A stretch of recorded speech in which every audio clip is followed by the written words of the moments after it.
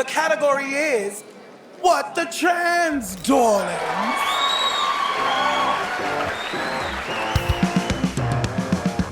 Hello, greetings, salutations, and all of those lovely things. We're back! What the Trans is back! How was your holiday in the Maldives, which is totally the reason why we haven't been here? It's you know perfectly well that there was no trip to the Maldives for vacation purposes or otherwise. No, we've been stuck at home. Everybody else has been stuck at home. Like, you know, I'm not even sure I know where the Maldives is, which tells you something. So anyway, yes, hello, we're back. I'm sure you're all delighted. We have been away for a few reasons. Honestly, I and we collectively needed a break because something about spending all of your off hours and all of the time that you're not actively spending at work or eating and sleeping and stuff, looking at news stories about an extremely embattled and marginalised, that's the word, sector of society and all of the things that they enjoy. It turns out that actually doing that all the time is a bit much and a bit depressing, and I think we both were at a point where we needed a break. And so that took place over the summer. As I am sure you have noticed, lots of other things have been going on over the summer, which we'll get to later, because that's kind of not what this episode is about, really. So, yeah, we've both been on a bit of a self-care break, although we have been up to some other things. Yeah, I did a lot of playing video games. Oh, yes, so much of that. It's been awesome. But then, like, something very, very strange happened to me and this is very much related to why we were gone for so long, because it turned out that I was dealing with this. I didn't know it was this, and it's still very new to me, but the ground floor of it is that due to a history of abuse, it turns out that I have a form of PTSD. Don't know which one, because I haven't been diagnosed yet, but I think when you're getting the flashbacks, I think that's a sign, right? I think that's like god damn it. That is often what they say. Yes, indeed. I would say this: the flashbacks have been quite a rush in a lot of ways, because some of them are obviously quite unpleasant, but some of them, like genuinely, I don't know why I'm having those things flashed back. Like literally today, I was with my friend Louis. We were walking around Streatham Common, which we sometimes do. We had a picnic, and he made some joke about how a bit of forest was just like, you know, where you could imagine a bunch of teddy bears having a picnic. And the concept of teddy bears picnics is not something I've thought about in decades. And people who are not from the UK will be just like, what the fuck's a teddy bear picnic? And it's just an excuse to take a teddy bear or a soft toy and eat some food in a forest. It's a British thing. I have no other explanation for you. I mean, there's a song, isn't there? Anyway, yeah, there is a song, and he was singing that song, and suddenly I was back in my primary school holding this orange werewolf teddy bear that I'd forgotten I'd owned. And I started to remember how it came with a cassette, but I threw away the cassette because I found it scary, because I was like 5 and it was like all about vampires or something. And I just remember I lived through just being sat there, but I knew it was a flashback, and I knew I was still in Streatham Common with my friend Louis. I was just thinking, oh God, where's the heavy, horrible thing coming? There's usually a horrible thing in these. And it didn't happen. I just had a whole flashback of my friend Louis, of me having a nice time playing with my little soft toy that I'd forgotten I'd had. And no one told me that this was what PTSD could be. Not a single person said that sometimes the flashbacks are just going to be a massive anticlimax. Yeah. And I don't have too much of a response to that, Michelle, as... Yeah, it's not something that is necessarily... I mean, I'm finding this where I tell some friends about certain things that have now become my everyday life, and they have no idea what to say. And it's like, yeah, I know. That's why I'm telling you. I'm trying to figure out how the fuck to even talk about this kind of thing. I'm trying to work out how I'm supposed to proceed through this world, which is difficult enough as it is when one is completely unfazed and neurotypical. And actually, lots of people are not that. And so obviously... Yeah, this is something that I thought we'd try and prepare before we started recording. I was running through with actually just like, all right, I found a funny way to talk about this kind of serious thing that's happened. I literally had a flashback about a teddy bear party. And I was like, okay, look, are you absolutely sure that the first thing you want to do is tell a funny story about it? And apparently, yes, that is what we're going to do. Because some of it is quite funny. Or indeed have already. I mean, yes, but I think, there is... there's a danger here of getting onto territory which other people could find difficult, isn't it? And I think that's part of the reason why we thought, hey, let's open with a joke. I think we've danced around it successfully. Yes. If yes, we haven't, let us know on Twitter. Michelle, darling.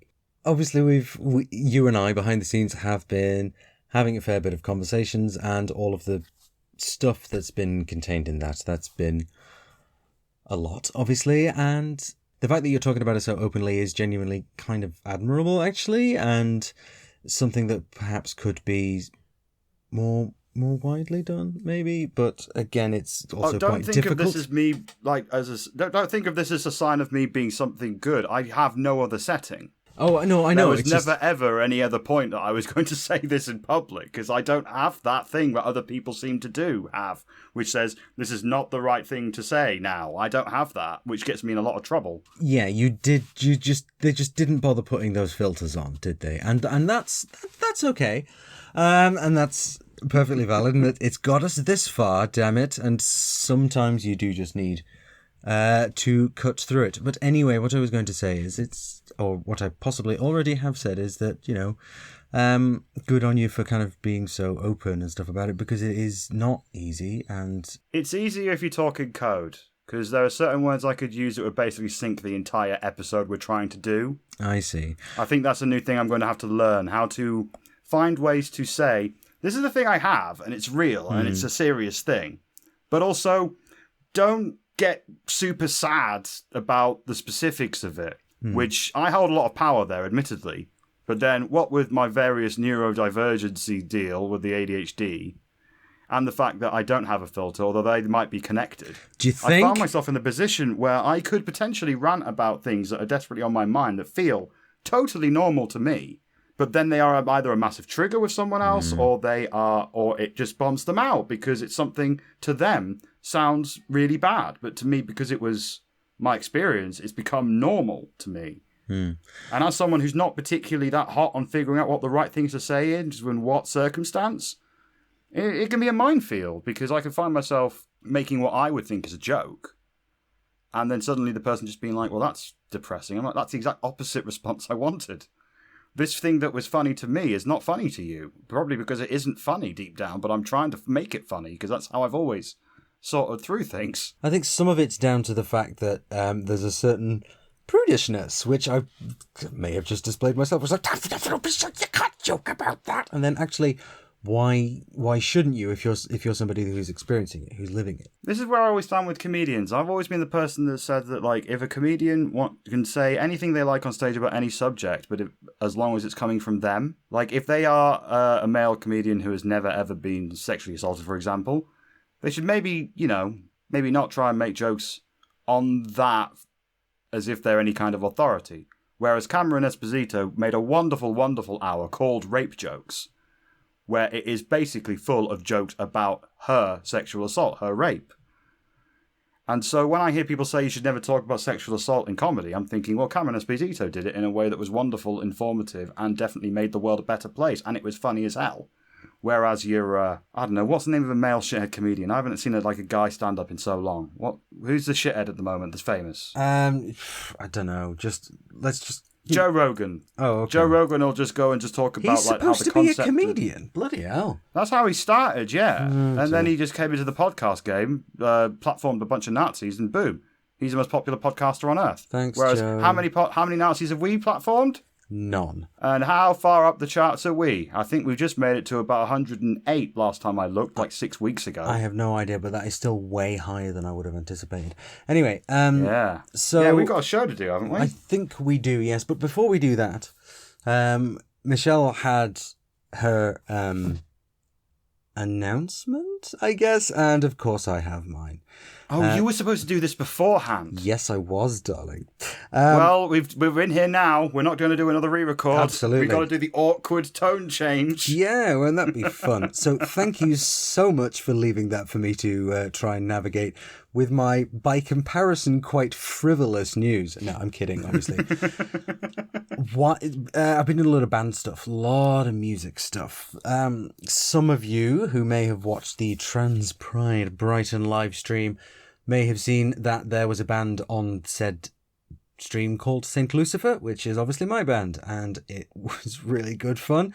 We've actually got another one of those live stream events for Analog Trash, which is our record label, and that's going to be a big ass streaming thing. But the main thing is that actually being not really at work and also kind of not doing the podcast and stressing myself out with it, I've been doing a lot of music, so and so has the guitarist. And well, anyway, long story short, we've got a new album coming out in January because it turns out having an internet connection and a small MIDI apparatus, you can record an album from several different rooms, which is fabulous. So look out for that and listen to some angry songs about politics and queerness and or witchcraft and sometimes all of those things. So yeah, that's my announcement.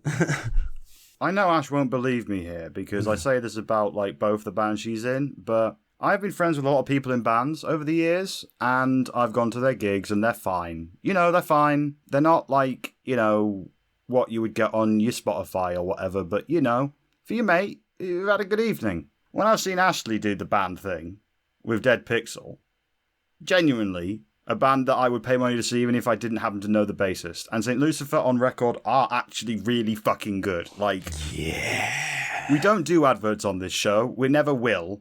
The closest that I will ever get to an advert being allowed in front of me when I'm on one of these is Ashleigh plugging her bands because they're that good. So you should check them out. And this is not sponsored. I'm not getting any money under the table. I'm literally talking as a fan here. In fact, Ashleigh is right now looking kind of awkward at me on the Zoom. Probably signaling for me to shut the fuck up. But anyway, so I will do that. But do all of the things she just said. And check out St. Lucifer because they're great. They're the best black metal gay disco band on earth. Thanks, darling. Any decision made on what genre St. Lucifer are yet? So the hashtag is black metal gay disco. Do look out for that's maybe in the process of changing. But musically, it's kind of fast punk with electronic elements and harmonies and other weird stuff. So it's kind of mostly punk, but also synths and harmonies. And so there's a few things going on. It's good fun. You should try it out. Well, that's caught you up over our summer. Ashleigh has been making music and I have been hallucinating teddy bears picnics parties. Yay! It's been a good summer so far. Neither of us have got COVID yet as well. That's something to report. As far as I'm aware, not that the testing protocols would allow us to find out particularly expediently or accurately, but that's a whole other thing. However, all of this lollygagging around our respective summer activities is, of course, not what you listen to this podcast for, you wonderful person, you.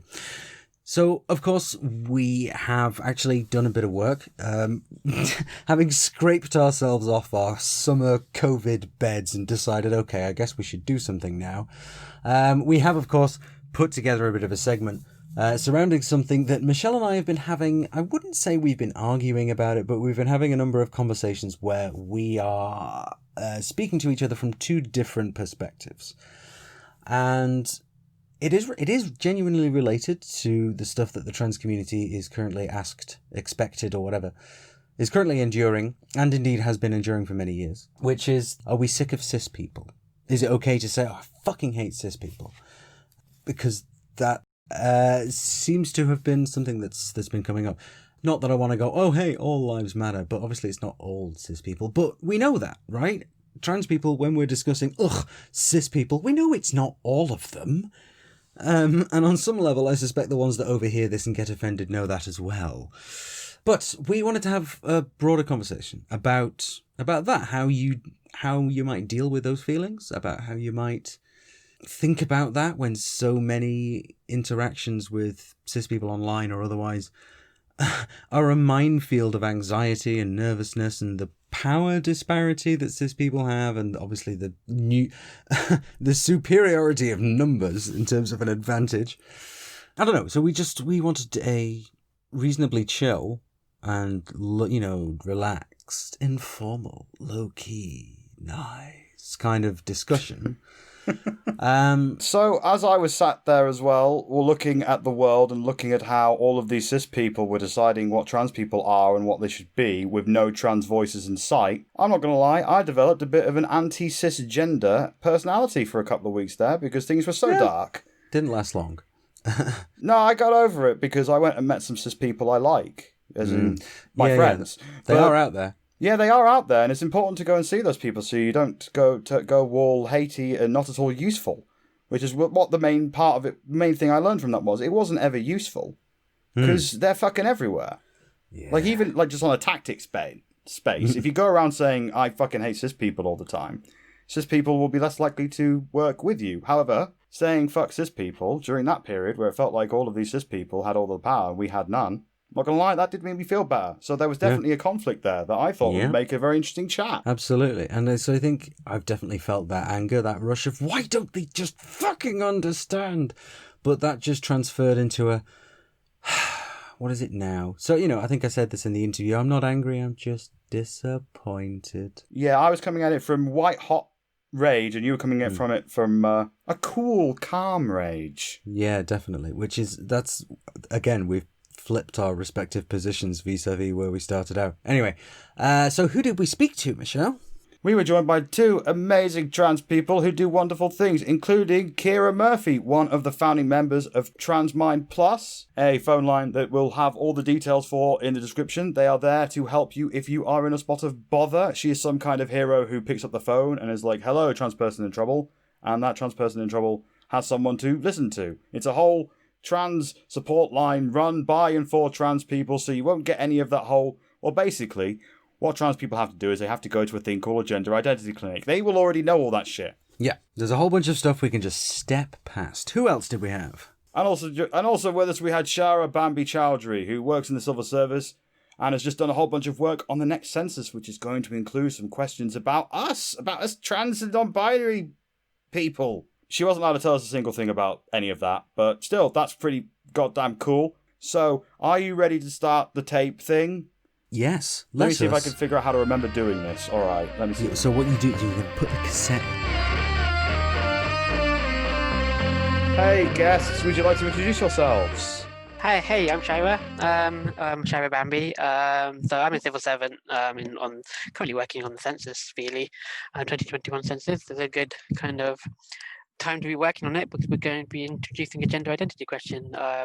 Which we're not allowed to talk about or ask about. Yes, which you're not talk about or ask about. Yeah, we won't be revealing too much about that. Well, not to put you on the spot because we are recording. Yeah. Exclusive when you're allowed. I'm joking. I'm not joking. I am joking. I'm not joking. You take your pick.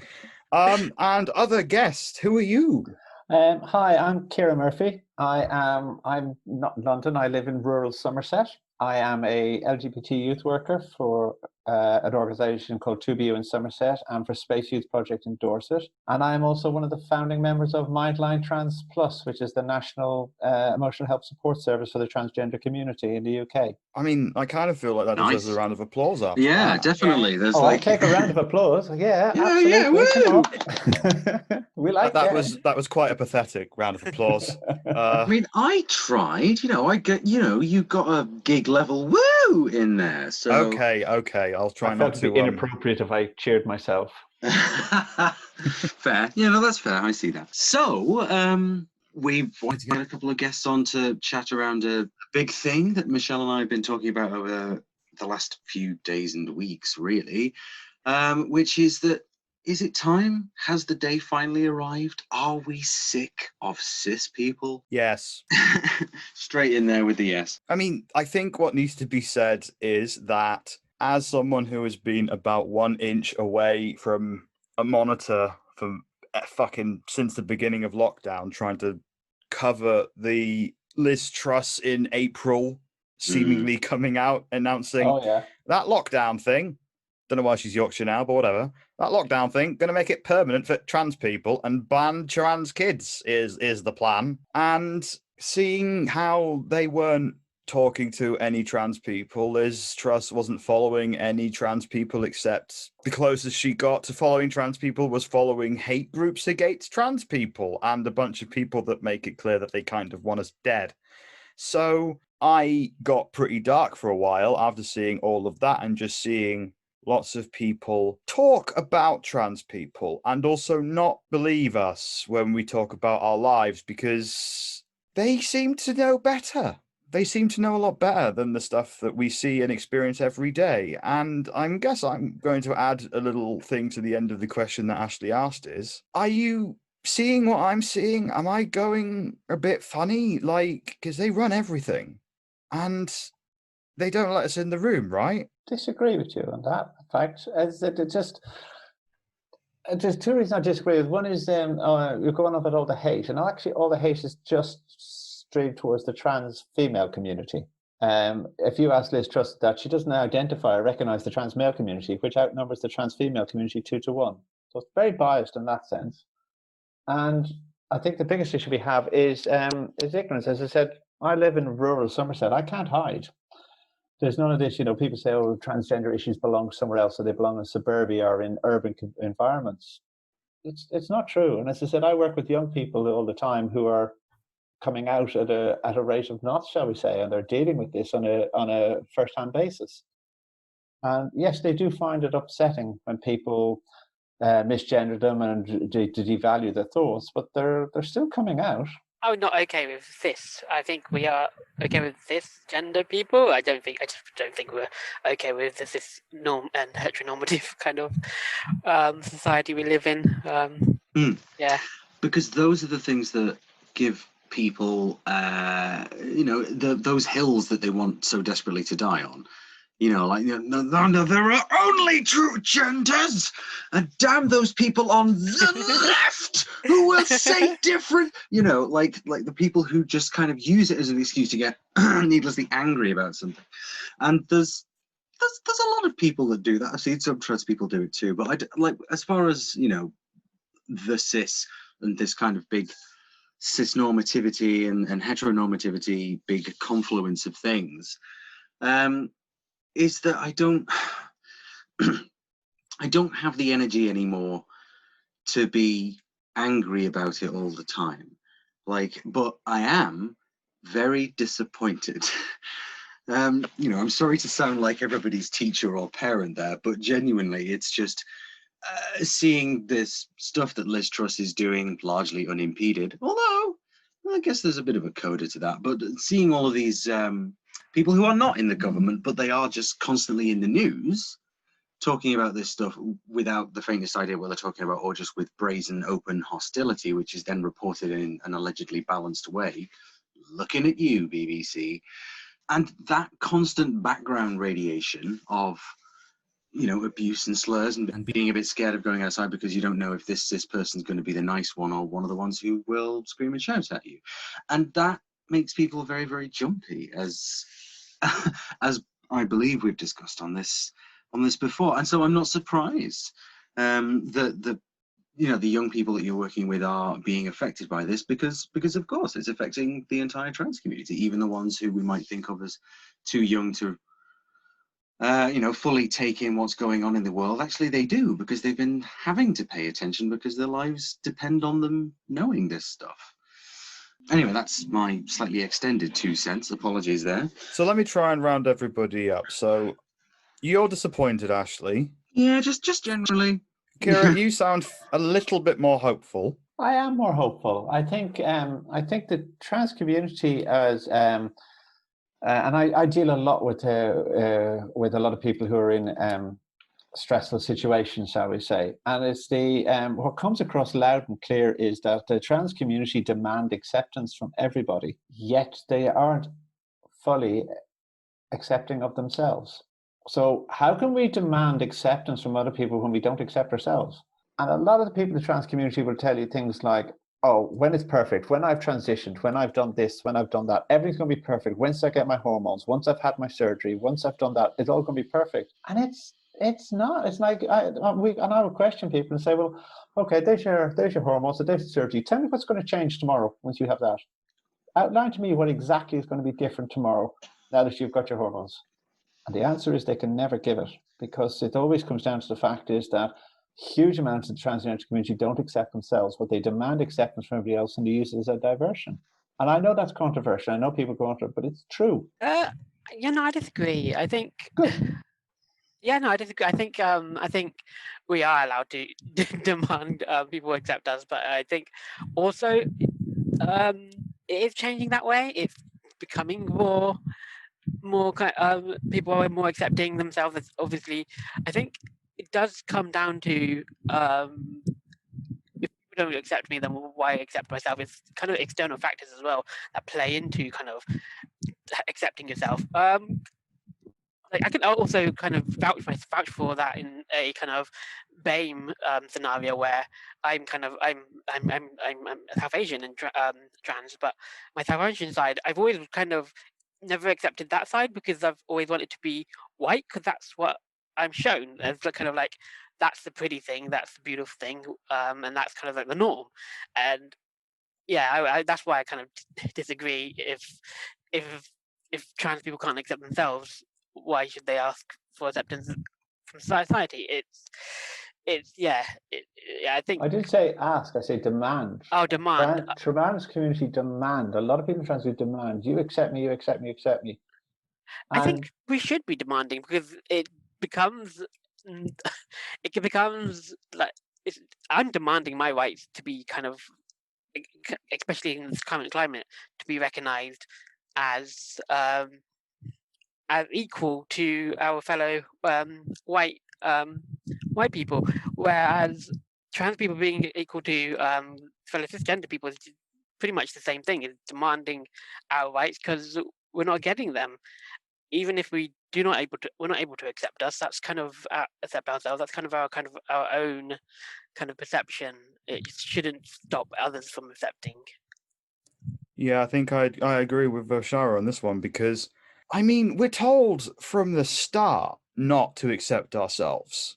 And yeah, there's so many like axes of oppression on various parts of the trans community, like that compound that to a point. Like if you've got 2 or 3 of those characteristics that tend to be looked down on, then it's very hard to, accept yourself because every voice you've heard has said, "Oh no, you're not white, so you're a bit less. Oh, you're neurodiverse, so you're a bit less. Oh, you're in a wheelchair, you're a bit less." You see, like, but I don't think having to self-accept should be a prerequisite to being accepted and treated with respect by other people. And I think that's kind of the bottom line of the whole trans rights thing. It's just we're not even fucking asking for anything. Yeah. Asking for people to like call us by our names, use pronouns that everyone else has, and fund NHS services and leave us the fuck alone. But there is so much stuff out there which is,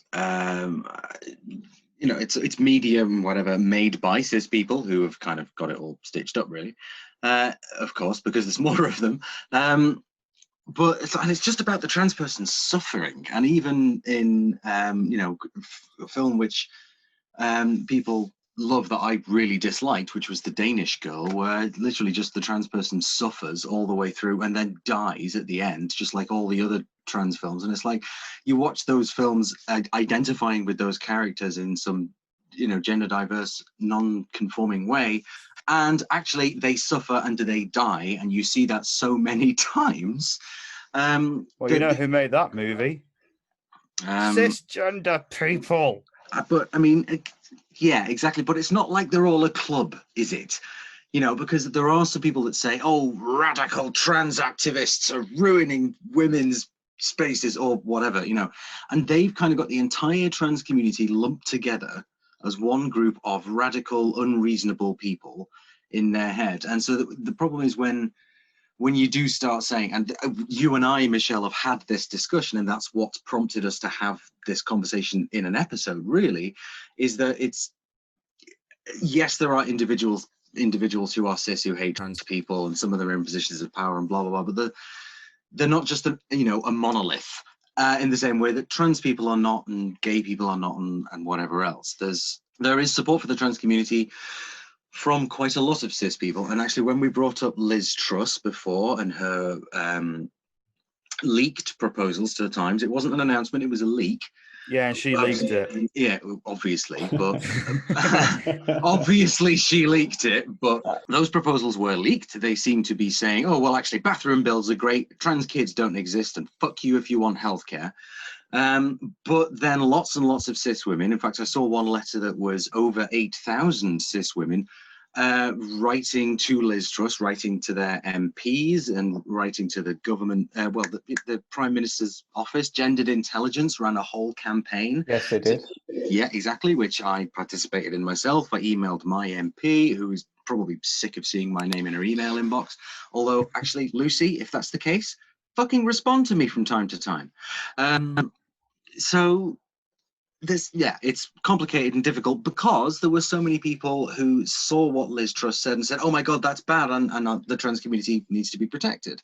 And perhaps that could have happened to an extent, that could have happened more. You know, we could have seen more of that. That would have been great if literally every single person had gone outside and protested for trans rights. But that would also have been a little bit of an unrealistic expectation. So, Shaira, Ciara, is it useful to look at cis people as a monolith, or is Ashleigh right on this one? What do you mean by monolith? Sorry, I'm just a bit... all one thing. They all have one big thing. Okay, let's turn that. I'm sorry, but if we look upon cis people as all one thing, therefore cis people's view of the transgender community is all one thing, which we're saying is wrong, isn't that just the exact same thing back? Well, that was the point that I'm making, is that there are some people in the cis community, for Christ's sake, there are some cis people who absolutely do think of trans people that way. And so what I believe is that we should try not to do that, because that is making the same mistake and saying, oh, all cis people are like this, and they like cars and sports and Love Island for some reason, and all of that stuff, and just that's Love what I'm saying, Island is the cis show. I like that. I don't fucking know, man. I don't watch television. Anyway, so that's what I'm saying, is that we should not be making that same mistake. Apologies if that was not clear, I think, because... Oh, no, okay. I got it. You're good. Shaira, what do you think? No, not at all. Not cis people, maybe the society, as we kind of like see it in other ways, is quite a monolith, and it's been very difficult to kind of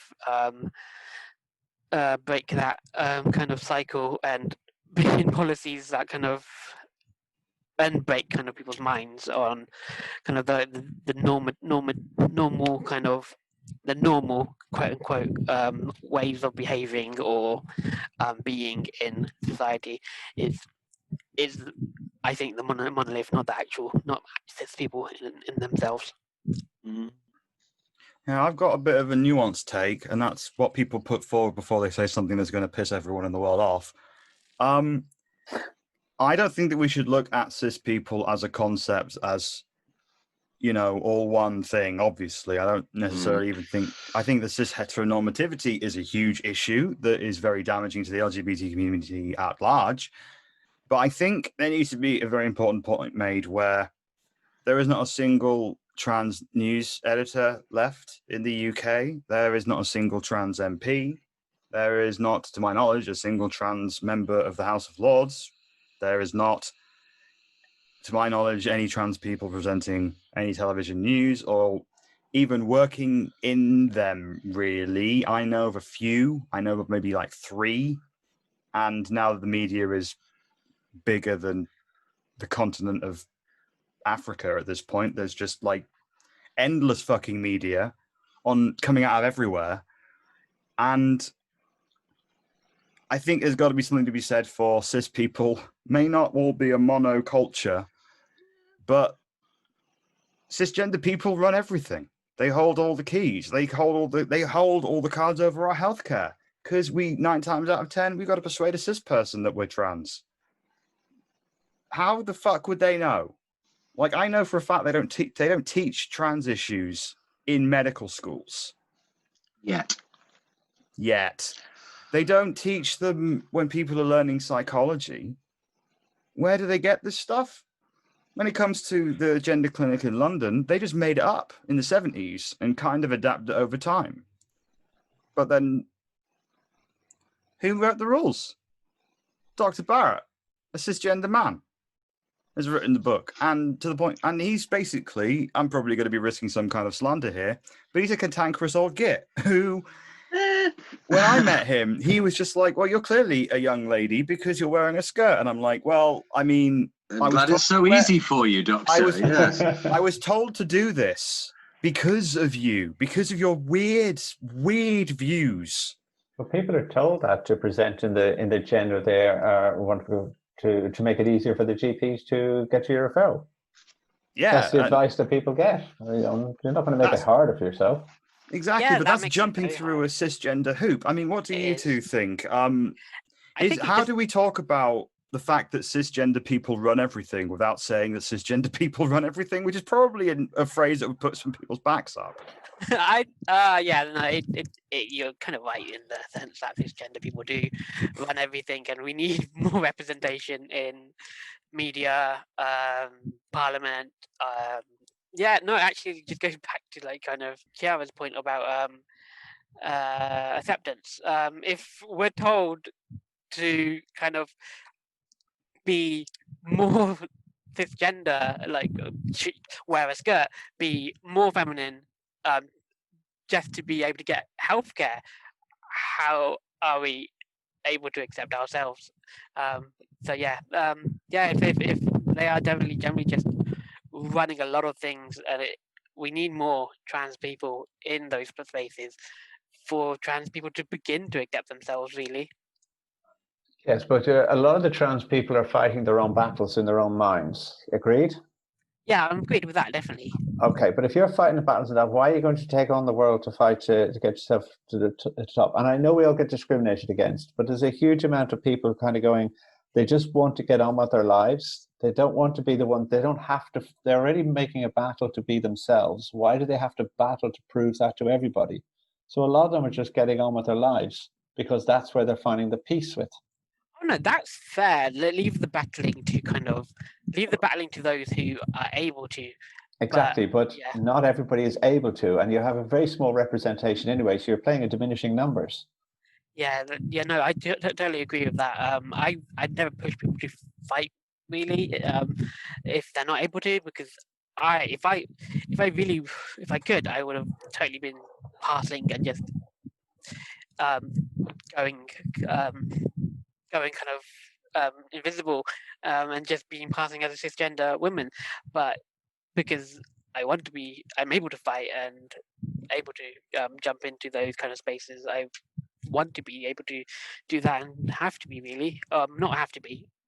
I need to be. I think there's a whole conversation around activism and burnout and who does that and the people that are able to do that and the people that have capacity for that. And because obviously I've done a certain amount of volunteering and spending time in the LGBT community here in Manchester as well, and some people are just like, I just kind of want to be left alone and get on with my life, but then I enjoy the pride events or I like making friends in the trans community. And some people are completely on the opposite end of that and are like, no, I am spending my entire life dedicating myself to this, and if you don't do that too, I'll make you feel bad about it. And that's not a good approach either, I would feel. You have to have some life in there, like that thing that we've been fighting to be able to have. You've got to try and get some of that from time to time. Sorry, actually, you have agreed. You have to be able to live. We transition to live. That's at the end of the day. That's what we're transitioning, and we transition to live. But if we're being told like, well, you have to fight for those rights, well, 99% of the people who transition have no interest in fighting for the rights. They just want them to be there. They like the representation. They don't necessarily want to stir it all up. They're just fighting day to day to keep for their existence. Indeed. And the annoying thing is, it's like it still does need to happen, but not everybody can do or wants to do that. Throwing yourself at a brick wall over and over again, that it eventually boils down to when you're campaigning with this sort of thing. And it gets very tiring, doesn't it? When it comes to the everyday, when these people who want to live their lives, they go to work, they go home, they go on dates, they go bowling, they do. This is a fantasy world where COVID-19 is not a thing, by the way, I'm describing. I understand.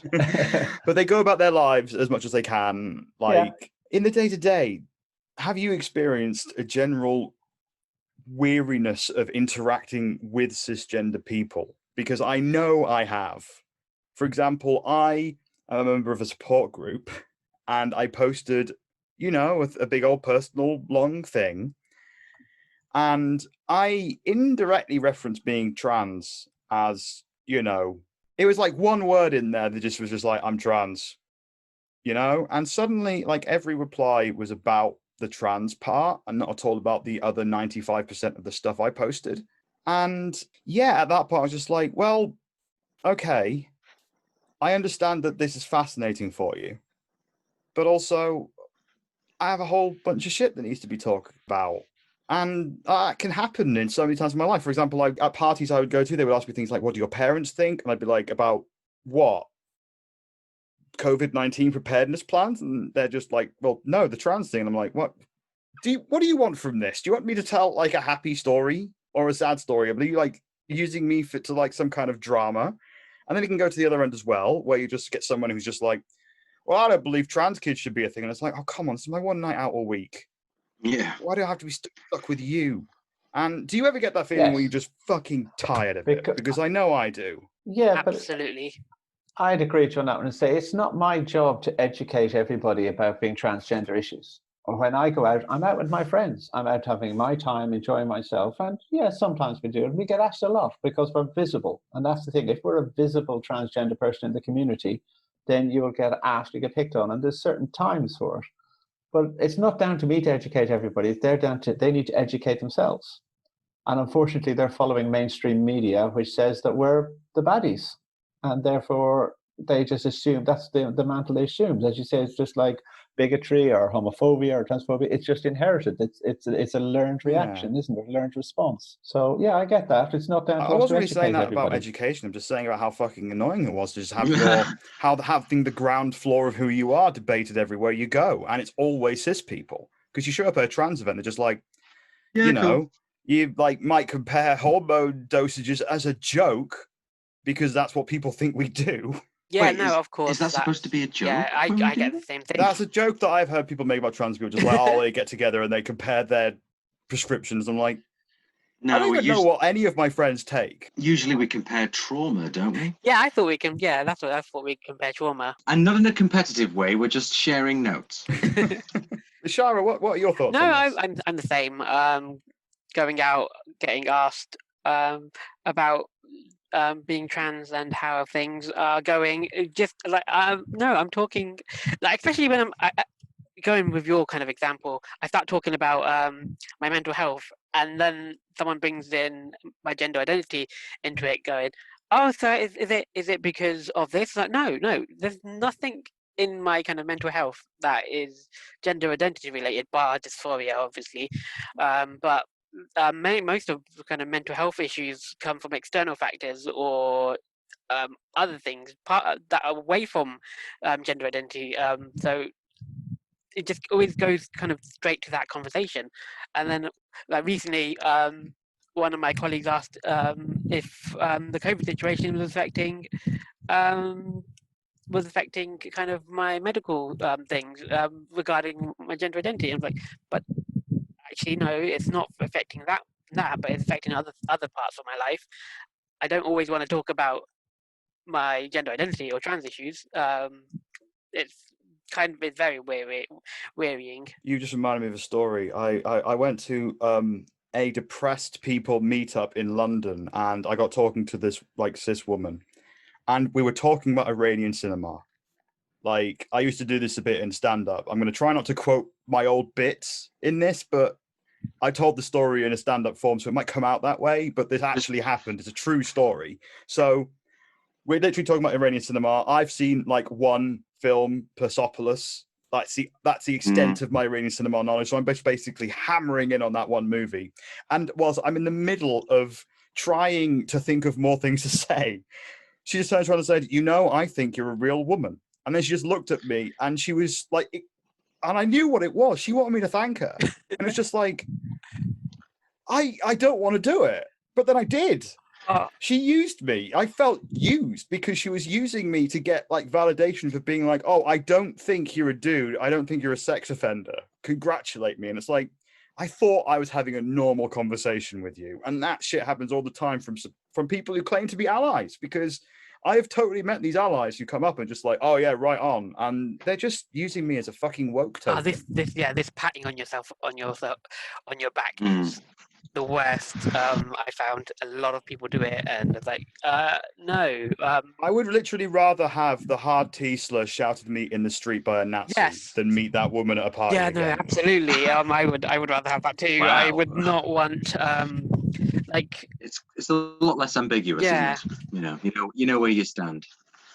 I've seen a lot of well-meaning but poorly educated on the subject people saying not unwise but slightly self-centered things in the wake of the Black Lives Matter protests springing up around the world earlier this year.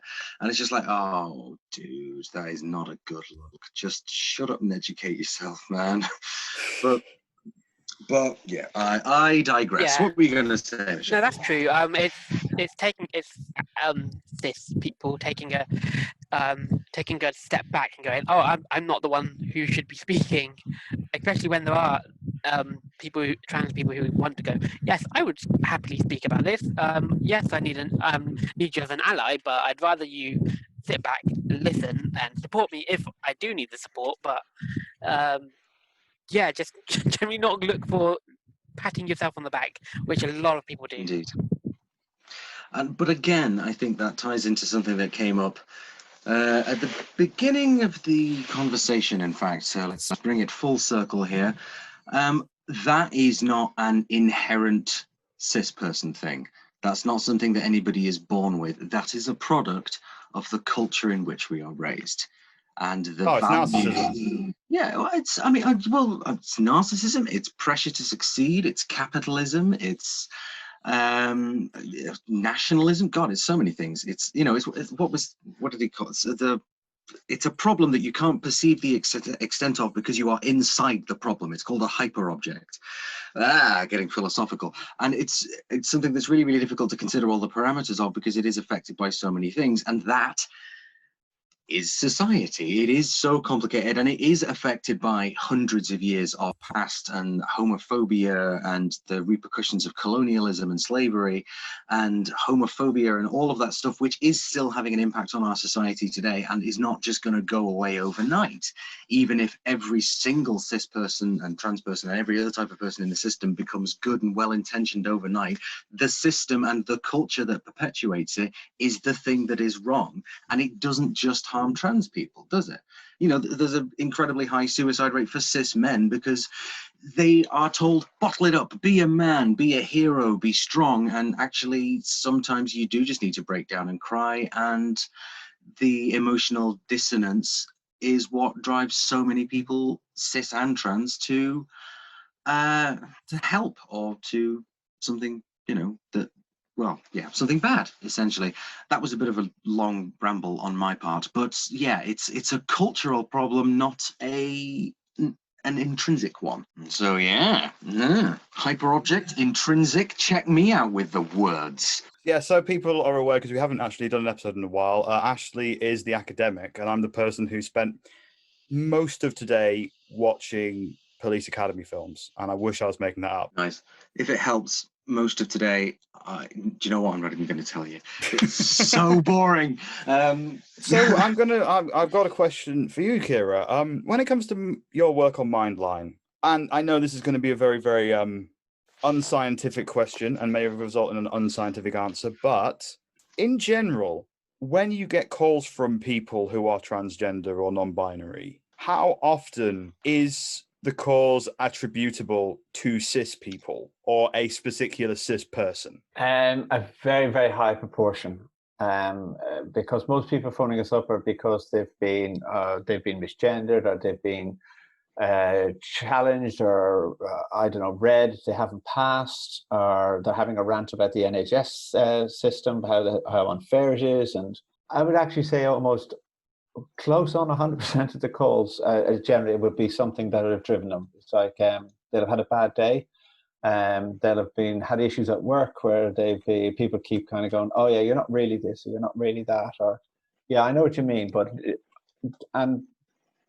so I would say the majority of the calls would be down to being picked on by society or being blocked by society in some way. See, that's the thing. I think that there is.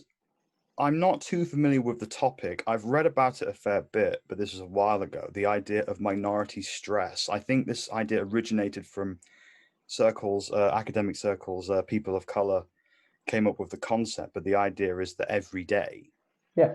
it's like death by a thousand cuts, where you, just as you described, like the little things. Like, for example, this very morning, after weeks of this, because 6 months ago, the NHS decided I was a man again. They just decided, oh, Michelle's a man, so Mr. And I was just like, at first, it's like, I'm not even going to bother. It's just a little bureaucracy, and I don't care. Misgendering doesn't bother me. But then I was surprised by how much it started to bother me, because I was getting phone calls from people asking for Mr. O'Toole. And, I can imagine when things open up a bit more, I'll go to places and they'll be like, oh, is Mr. O'Toole here? And I'll stand up and I'll just be like, oh, I just wanted a simple day. And it just like creates this whole awkward layer that makes me not want to go into it. It doesn't make me want to go and use NHS services. But then I called up everyone that you're supposed to call when something like this happens, and not a single person, who all of them were cis, not a single person took responsibility or said that they could fix it. And I had met so many people say, oh, sometimes people think that I'm a man, and I don't get offended. I'm just like, no, you people have no fucking idea what you're doing. I think that when it comes to the minority stress angle, I think I'm going to be coming down on the idea that I think sometimes it is healthy to hate cis people as a unit, because otherwise you would lose your mind, because you just go through all day and you can put it down to, oh, I just met 8 wankers in a row, but there's a pattern. There's a clearly obvious pattern here. Cis people, if they're most of the time the people that cause the calls that you get, and they run everything, you have to talk to them, you're outnumbered by them hundreds and hundreds to one, and that gets compounded by all of the other axes of oppression that you may have as a trans person. I think I can understand why some people would get really, really pissed at cis people. I mean, what are your thoughts on that? I can understand why people get. I think it's more geared towards society. It's kind of like you say to something, nation to nation is the problem, but person to person isn't. It's kind of like, yes, we could say, oh, society is geared towards us. But if you think of the individuals where the people you go to the shop with or you deal with regularly, they treat you and respect you as who you are. But they're going to be cisgender because of the way that life goes. But there's always going to be some individual, I won't use a swear word, I'll be nice. There's always going to be some individual who will never accept, who will never get onto it, and will do a stamp and will draw everybody's attention that you're different or you stand out. But generally on the day-to-day, I think yes, society is very anti-trans, but on a person level, on a one-to-one level, generally it's not as bad as made out to be. There's always individual incidences, but overall, like when you go to the supermarket or the post office or the pub, it's usually quite manageable. And but being trans female, we're going to get outed on a daily basis, whether it's by phone.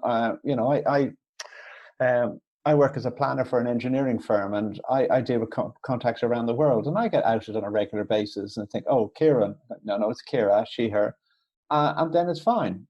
It's not something that comes back and haunts me. But society in general kind of goes, oh, trans are bad. That's my opinion, as I said, from what I've dealt with, what I hear on the line. But as you say, it's a death by a thousand cuts. Somebody will come up and say, I got 100 comments today. One person said, do you see the man in the dress? That's the one that'll come back in the dark. That's the one that'll come back when the monsters come. Yeah, no, I generally think those awkward questions, awkward things come up, and yeah, just from society. I think recently I found out that that some people start gendering their phones. Apparently, iPhones are women, Samsung are she was a no, iPhones are she her. I'm sorry, is this something that cisgender people come Yeah, up it with? was just like weird Right. to just kind of weird to find out. I was like, okay, what? Yeah. Why are you gendering? Why are you gendering? Anything that's not a human. But then Hear this, TERFs, who I know listen to this. I know that you're there hate listing right now. We're not doing this weird gender reveal party gendering phone shit. We think that shit is absurd and ridiculous. Like, Oh, but we're the ones attacking the concept of gender. Yeah. You guys are gendering your cars. Pointlessly gendered things are just very weird to me. And just like social media in itself as well, just like recently, just it's probably a bit off topic. Reddit and anime, sorry, banned the word trap, and people are going off on one in kind of. I know Reddit's a bit very toxic anyway, but it's weird to see people going off on one, especially like shouting at the admins, calling them Nazis, and just trying to have very hot takes. And then there's also other Redditors calling the pot kettle black. Come at me, Reddit. And then just some people are kind of some people just white knighting themselves. Like, oh, I'm this. I think it's like, okay, what? Why? And then they go ahead. Then you just in the same post or in their kind of like same thread, they're gendering a kind of object. I'm like, but what? What? So the thing is, really, is cis people. There's loads of them. They're a problem, but we're gonna have to live with it.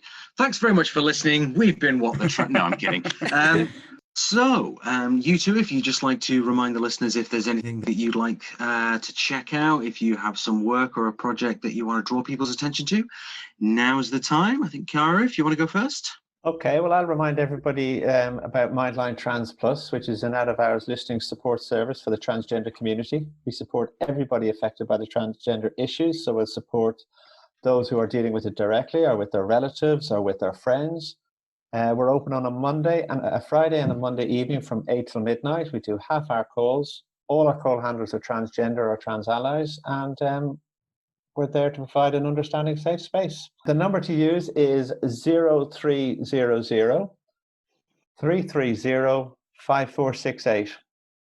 And we're available throughout the whole of the UK. Yeah, thanks for joining us for an interesting chat that will absolutely not get any of us in trouble. Yes, I hope. Oh, it'll be fine. We're a podcast. We're basically pirate radio. Okay. Thank you.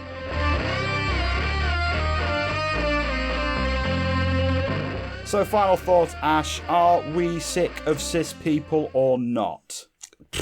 I mean, definitely sometimes. But I think taking that sickness and getting down with it. No, taking that kind of bitterness, that ire, that anger that a lot of trans people quite justifiably can feel towards those power structures and stuff which so often are represented by cis people. I think it's quite easy to be angry at the system and the power structures that kind of keep us all a bit screwed, and I think there are definitely some cis people who are just absolute dicks about it.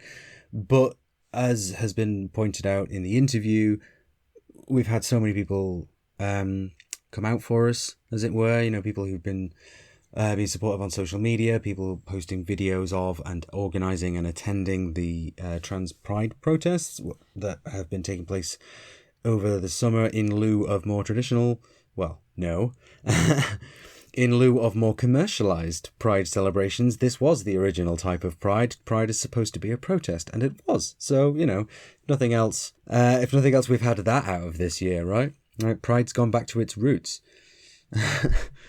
Yeah, it's amazing how fast that was. Yeah, I wondered about this, like, because we started off in quarantine at the start of the time of COVID, all saying, oh, I'm making cookies or I'm doing muffins, or, you know, do you know how to make some bread? I'll show you how to make some bread. Does anyone know how to make some bread? And now, a few months later, we're discussing, like, white supremacy, the dismantling of the police, and it's like, what the fuck was in all that food? You know, I mean, brilliant. I'm so here for it. But what have we been eating? Yeah, I think it's definitely okay to feel some frustration at those power structures, and definitely at individual cis people, because some of them can absolutely be awful. But to build your whole identity and your whole work and activism and all that stuff about how much you hate cis people or about how much you hate anybody is a recipe for unpleasantness. You know, light and shade, folks. Yeah, I think there's a good balance to be made. Obviously, not holding back the fact that cis people hold all the power, but also knowing that the same truth of the trans community is the same truth of the cisgender community, or as it is otherwise called, society. Yeah. They're not all bad, but when They're you're not all surrounded bad. by them, fuck me, Although- they're scary. Although there's that American religious person, Kirk Cameron, he was also like in plays and stuff. Anyway, so he tweeted that I don't know what a cisgender is, but I don't want one near my parents, near my children rather. And it's like, well, okay, cool, good luck with that, Chuck. So, and it's one of those things. Seriously, the most basic bit of Googling could have spared you some embarrassment, but no, ahead you charge. To the amusement of the rest of us. Anyway, so we're back, and thank you very much for joining us and sticking with us for this episode, spending your time with us. And there's something called Facebook, and so we're on Facebook /What the Trans, and then we're also on the Twitters at tetwitters.gov /What the Trans. No, obviously Twitter /What the Trans. What else are we on? We're on Instagram, which is at What the Trans. Once again, I don't have that many pictures really on the Instagram, but I'm sure I should start using that. I'm 35. I never learned how to use Instagram. Most of the photographs that I would say, put this on the Instagram, are of my various attempts at dyeing my hair and also band photographs, which is not specifically, it's cool, obviously it's cool as hell, but it's not specifically podcast related. Well, if anybody wants Ashleigh to take over the Instagram, just send us a message, just send us a tweet on Twitter, and I'll basically force Ashleigh to take the keys. Take over the Instagram. But then I won't. I use Instagram a bit as it is, and I'm already getting moaned at for being on social media too much. I'm kidding. Yeah. No, I'm not. Oh, Discord. We have a Discord. We do have a Discord. Yeah, check out the link in the description so you can join that. There is an application process. So yeah, come join the chats on Discord. I'm in there far too much. I was away from it for a while, but now I'm back in there almost every day. So come say hey to me, because I'm actually a real person. And on that bombshell, I think it's time to end the show. See you all next time. Bye-bye. Goodbye.